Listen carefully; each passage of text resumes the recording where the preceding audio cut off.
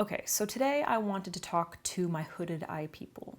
Another thing that is pretty common with hooded eyes or hooded lids that I feel like I get this question a lot is this example right here where you have, and this is something that we all have, like inconsistencies, an imbalance in our features. It's like so typical. For the most part, you notice it and other people don't, but I completely understand that like if you have this situation where more of your lid is showing on one side and your other eye is a little bit more hooded, maybe your brow comes down a little bit lower, it can be kind of difficult to navigate. So I wanted to give you a little bit of a tip about that. For this particular eye, you can see that the one on the right, is it gonna be on the right to you? Yeah, the one on the right is a little bit more defined. The crease is a little bit more defined. The eye socket is a little bit more defined. So you see a bit more of a shadow there.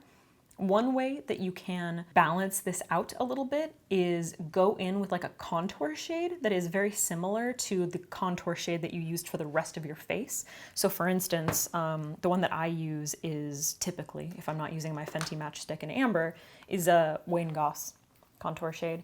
So this is just like a really nice color to create like more shadows on my face. That's essentially what that is, right? So if you go in with a little bit of your contour shade on like, depending on your eye shape, you know, you could use something like this, or you could use something like this, depending on how much room you have. You probably want something a little bit more defined. Another really good brush, actually, I usually use this for highlighting, so I don't really talk about it that often, but this is the 26 brush by Rephr, which is a little bit larger, but it's still got that nice point, so you can kind of create that detail. Pick up a little bit of that contour shade and place it above, here, I gotta show you like this. You wanna place it just above this line right here. So where that is, you want to darken that area so that you're kind of defining that eye socket so that it matches this one.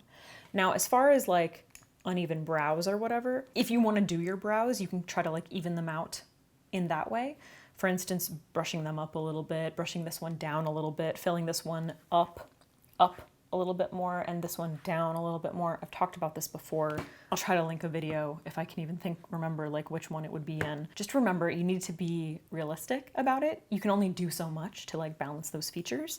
But by kind of like defining that left eye with that contour shade, that crease, is going to help balance those eyes, specifically using a contour shade. And then you can kind of like build on top of that.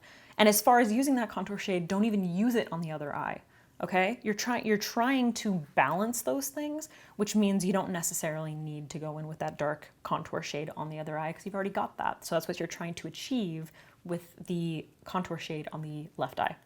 The moral of the story here is you have to be realistic about your actual anatomy. There's only so much that we can change or manipulate without surgery, okay? And I don't think that's necessary. All right, guys, thanks for watching. Let me know what you want to see next. Bye.